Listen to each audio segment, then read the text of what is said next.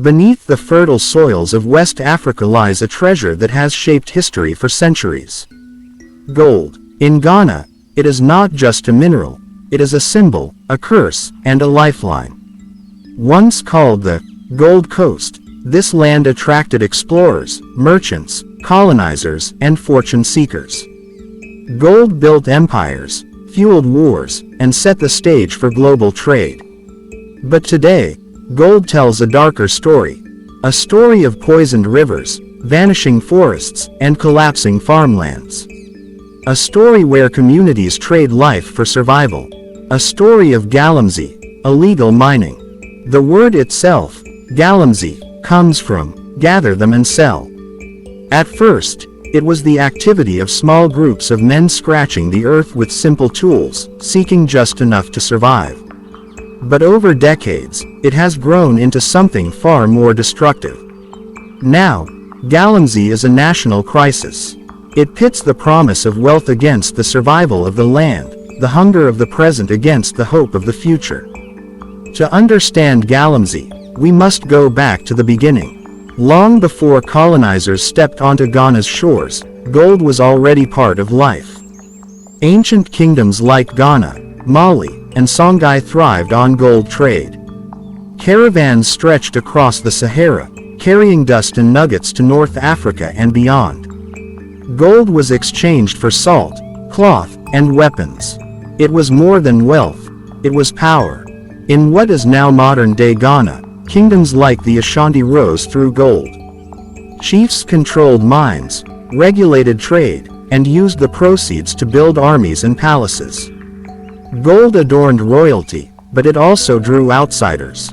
By the 15th century, the Portuguese arrived, dazzled by stories of golden lands. Soon came the Dutch, the British, and other European powers. They built forts along the coast, not just to trade in gold, but eventually to trade in human lives. The Gold Coast became infamous not only for its mineral wealth but also as a hub of the transatlantic slave trade. Gold and people were extracted, shipped away, leaving scars that remain to this day. When Britain finally established control, gold mining became industrial. Large concessions were carved out, foreign companies built mines, and local people were often sidelined. The riches flowed outward, while villages remained poor. This imbalance, of wealth leaving the land while poverty stayed, laid the foundation for the struggles Ghana faces today. With independence in 1957, Ghana sought to reclaim its resources. The new government nationalized mines and promised prosperity. But corruption, mismanagement, and global market pressures meant that wealth again failed to reach ordinary people. And so, small-scale miners, pushed to the margins, began to seek gold on their own terms. This was the seed of galamsey. In the 1980s and 1990s, Ghana faced economic collapse. The structural adjustment programs imposed by international lenders cut jobs and deepened poverty. Many turned to the land for survival. For men in the rural regions, mining became an option, not legal mining, which required expensive permits and equipment, but informal, small-scale digging. With shovels, pickaxes, and pans, they searched riverbeds and forests. Families joined in. Women washed gravel for traces of gold dust. Children carried stones. It was hard labor, dangerous, but it put food on the table. At that time, galamsey was survival, not destruction. But as gold prices rose, so did the stakes. By the 2000s, galamsey was no longer just groups of men with shovels. It became an industry of its own, often larger and more profitable than the formal mining sector. With rising demand came more powerful machines, excavators, dredges, and pumps, many brought in with the backing of foreign financiers. Rivers were choked, forests cut down, and pits left unfilled. What began as survival became a threat to survival itself. By the dawn of the new millennium, Ghana had become one of Africa's leading gold producers. The formal mining sector generated billions for the state, but it also fueled inequality. Rural communities, often closest to the mines, saw little of this wealth. Many farmers, unable to survive on shrinking incomes, turned to illegal mining. But galamsey was no longer what it once was. It had transformed. Across the western region, Ashanti, eastern, and central Ghana, the sight of excavators became common. Massive machines clawed at the soil, tearing through cocoa farms and forest reserves. On riverbanks, illegal dredgers pumped water into sieves, leaving behind oily sludge and mercury-tainted pools. Gold prices soared on international markets, and Ghana's underground economy grew with it. Galamsey was no longer the work of desperate men with pans, but a highly organized system involving local miners, foreign investors, corrupt officials, and criminal networks. In many villages, chiefs quietly leased land for cash. Politicians turned a blind eye during elections, unwilling to anger voters who depended on mining. And in towns, middlemen bought raw gold cheaply and sold it abroad, evading state taxes. What began as a survival strategy had become a shadow empire. The cost of this shadow empire was staggering. Ghana's rivers, once lifelines, began to die. The Pra, the Ankobra, the Biram, rivers that had sustained generations, turned brown with silt, thick with mercury, and barren of fish. Children once learned to swim in these waters. Women fetched clean drinking water from them. Farmers irrigated their crops. But today, many of these rivers are unrecognizable. Water that once quenched thirst now brings disease. Communities pay more for drinking water, or travel far to find clean sources. Some rely on sachet water, while others simply endure, drinking from poisoned streams. Forests too suffered. Ghana, once home to lush green reserves and diverse wildlife, saw thousands of hectares vanish under the blades of excavators. Illegal mining did not respect boundaries. Even protected areas like the Atewa forest faced threats. Trees that had stood for centuries were felled within days.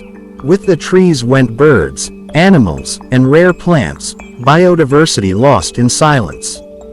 The land bore scars. Abandoned pits filled with stagnant water, breeding grounds for mosquitoes. Farmland collapsed into craters. Cocoa trees, once Ghana's pride and a major export earner, were uprooted. Farmers cried as generations of labor disappeared. Gold dust, once wealth, now brought hunger. But perhaps the most painful cost was not to rivers or forests, but to people. In towns across Ghana, young boys left school to join galamsey pits. Some carried gravel, others risked their lives diving into flooded shafts. Many never returned. Collapsed tunnels claimed lives daily. Families buried sons who had gone searching for a handful of gold dust. Women too were drawn in. Some washed gravel, breathing toxic fumes from mercury used to bind gold particles. Pregnant women carried babies on their backs while sifting stones. Exposure to mercury left lasting health problems, birth defects, lung damage, kidney failure. Entire communities grew sick. Villages near mining sites reported higher rates of skin disease, malaria, and respiratory illness. Food grown on poisoned soil carried unseen toxins. Fish caught in polluted rivers became unsafe to eat. And yet, in the eyes of many miners, the choice was stark: galamsey or starvation. To them, the risks of death or disease were outweighed by the immediate need to feed their families. Consider the story of a farmer in the Ashanti region. His cocoa farm, once thriving, was destroyed when galamsey operators moved in. The soil turned barren, the water polluted. Unable to sustain his family, he joined the same miners who ruined his land. Each day, he digs in the pits that replaced his cocoa, searching for gold just to survive. His story is not unique, it is the story of thousands. In Tarkwa, a hub of mining activity, stories abound of young men trapped underground. Families gather at pit edges, hoping for a miracle. Sometimes bodies are recovered, often, they are not. The earth that gave life now swallows life whole. And still, the rush continues. Because for every tragedy, there is someone who strikes it lucky, finding enough gold to build a house or buy a car. These rare successes feed the dream, pulling more people into the pits. It is a lottery of survival, with life itself as the price of entry. To understand galamsey fully, we must look beyond the pits and rivers, beyond the desperate hands of villagers with shovels. We must confront the networks that empower it, the foreign influences that shape it, and the political silence that sustains it. In recent decades, a new player entered Ghana's illegal mining scene: foreign miners, particularly from China. With access to capital, machinery, and technology, they transformed galamsey from small-scale survival into industrial-scale devastation. Excavators arrived in villages where once only pickaxes were seen. Rivers were dredged with massive pumps that stripped their beds bare. Local miners, lacking resources, were recruited as cheap labor. Chiefs and landowners signed quiet deals. Gold dust was smuggled out through hidden channels, shipped across borders, and sold on international markets. The profits were staggering, but so were the costs. The introduction of heavy machinery accelerated the destruction of rivers and forests at a pace never seen before. And with it came tension. Clashes broke out between locals and foreign operators. Protests rose against chiefs accused of selling their lands. Communities felt betrayed, not only by outsiders, but by their own leaders. Foreign involvement exposed a bitter truth. Galamsey was not only about poverty. It was about greed. Galamsey thrives not simply because people dig. It thrives because power allows it to. In towns and villages, rumors of politicians owning concessions circulate.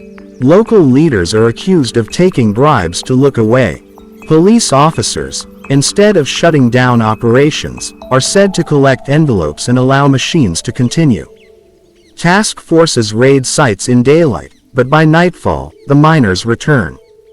For years, election seasons became opportunities. Politicians, desperate for votes, promised to protect galamsey communities. Campaign rallies echoed with words of sympathy for miners. Promises of jobs and legalization were made. After elections, many of these promises were broken, but by then, the cycle had already been renewed. Corruption is the shadow behind every dredge in the river, every excavator in the forest.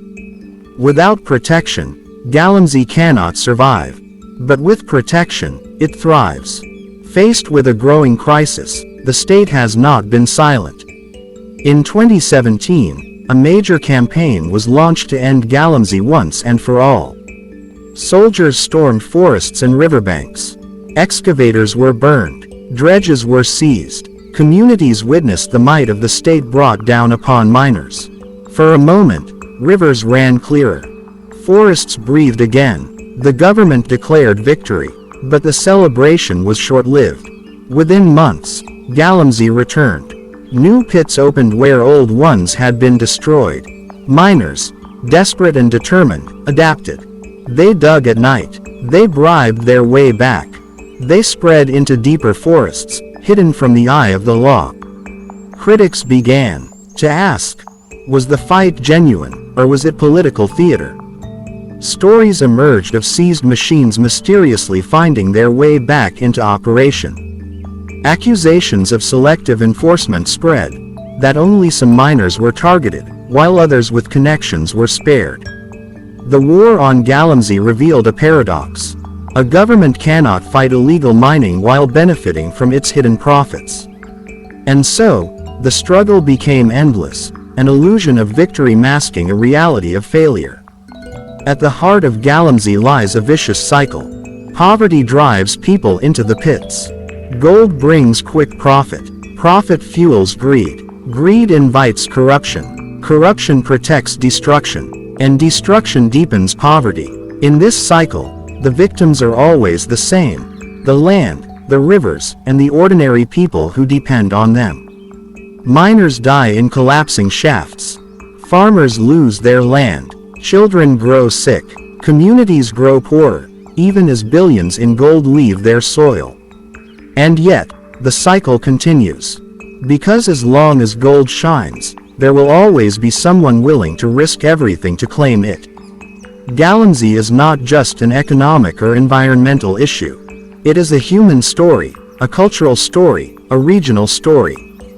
To understand its depth, we must step into the communities most affected, and hear how the crisis has reshaped the very identity of Ghana.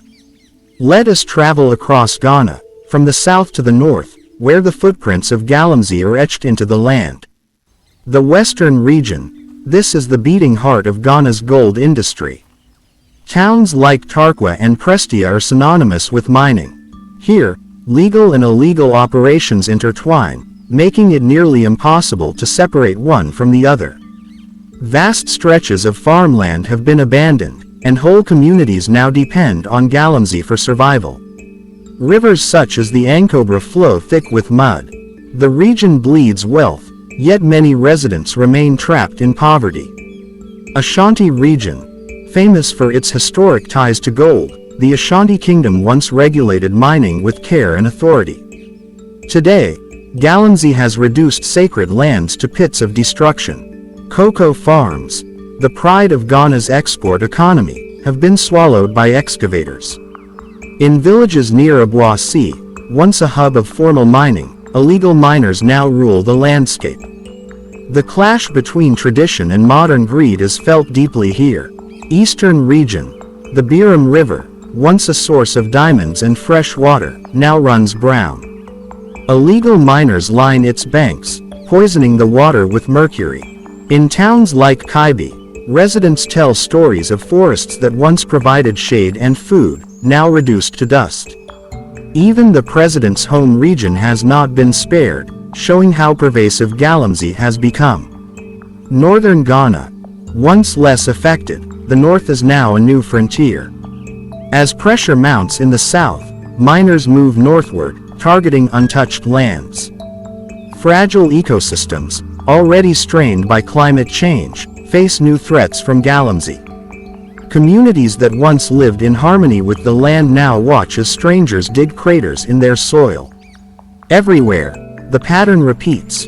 Rivers poisoned, farms destroyed, people torn between resistance and dependence. Galamsey has seeped into Ghanaian culture, shaping music, films, and public debate. Highlife and hip life songs reference the lure of quick money and the dangers of the pits. Local films portray miners as both heroes and villains, men who risk everything to escape poverty, but in the process destroy their communities. Radio shows dedicate hours to Galamsey discussions. Journalists risk their lives to expose the networks behind it. Names like Anas Ermiya Anas and others echo as symbols of investigative courage, bringing the hidden truths of illegal mining to the surface. Even in everyday language, Galamsey has become a metaphor. To do Galamsey is not only to dig for gold illegally, but to exploit, to grab quickly, to live recklessly. It reflects a society wrestling with the meaning of wealth and the cost of survival. Amid destruction, voices rise. Civil society groups, faith leaders, teachers, and young activists speak out against Galamsey. They remind Ghana that water is life, that forests are sacred, that land is heritage. Some march in protests. Others plant trees to reclaim destroyed lands. University students form clubs to spread awareness. NGOs run campaigns warning of a Ghana without rivers, a Ghana without fertile soil. But the fight is not easy. Activists face threats. Journalists are silenced. Community leaders who resist Galamsey face intimidation. Still, they persist, for they know that silence means surrender, surrendering rivers, forests, and futures to destruction.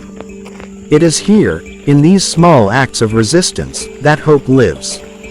The story of Galamsey is not yet finished. It is still being written. In the rivers that grow dirtier each year, in the forests that fall silent, in the children who walk to school past gaping pits. The question now is not only how Ghana arrived here, but where it will go next. If the current path remains unchanged, the consequences will be devastating. By 2030, experts warn that many of Ghana's major rivers could be biologically dead. The Pra, the Biram, the Ankobra, names once tied to life, may exist only as channels of poison. Water treatment costs will skyrocket, forcing the state to spend billions simply to provide clean drinking water. Rural communities, unable to afford treatment, will suffer disease and dehydration. Forests, too, will vanish. Already, Ghana loses thousands of hectares each year. If galamsey persists, critical reserves like Atewa and Cocoon could be reduced to barren wastelands. The country's role as a global supplier of cocoa is at risk, as farmers abandon poisoned lands. Ghana's economy, once balanced between gold and cocoa, will find itself vulnerable, dependent on a single, destructive industry. And socially, the toll will deepen. More children will drop out of school to enter the pits. More lives will be lost in collapsing tunnels. More families will be broken by disease and displacement. The wealth of a few will come at the cost of the many. If galamsey continues unchecked, Ghana will not only lose its rivers and forests. It will lose its future. Yet, history has shown that nations can rise from crisis. The path forward will not be easy, but it is possible. First, there must be leadership with courage, leaders willing to resist corruption and enforce laws equally, no matter who is involved. Without accountability, every policy is doomed. Second, communities must be given alternatives. People dig because they are hungry, because jobs are scarce, because farming no longer sustains them. Investment in agriculture, skills training, and rural industries can give miners new paths. Without alternatives, every ban is a hollow command. Third, education and awareness must spread. Young people must learn that water is wealth, that forests are wealth, that the soil beneath their feet is more valuable than the dust they dig from it. Schools, churches, mosques, and media all play a role in reshaping the narrative. And finally, the people themselves must rise. No government alone can save Ghana's rivers if the citizens allow destruction. Chiefs, families, and communities must reclaim their lands, must say no to quick money and yes to the future. It is a long road, but not an impossible one. Galamsey is more than illegal mining. It is a mirror of Ghana's struggles, the clash between survival and sustainability, between greed and responsibility, between today and tomorrow. Gold has always been at the heart of this land. It built kingdoms, drew colonizers, and shaped the world. But today, it tests the very survival of Ghana itself. Will the nation choose the shine of gold, or the flow of water? Will it value wealth in the ground, or life above it? The answer will not come from speeches, nor from soldiers alone. It will come from choices. The choices of leaders, of communities, of every man and woman who calls this land home. For in the end, when the last river dries, when the last forest falls, when the last farm turns to dust, gold will not quench thirst. Gold will not feed the hungry. Gold will not sustain a nation. Water is life. Forests are life. Land is life. And the true wealth of Ghana lies not in what is mined, but in what is preserved. This is the story of galamsey. This is the warning. And this, too, can be the beginning of change.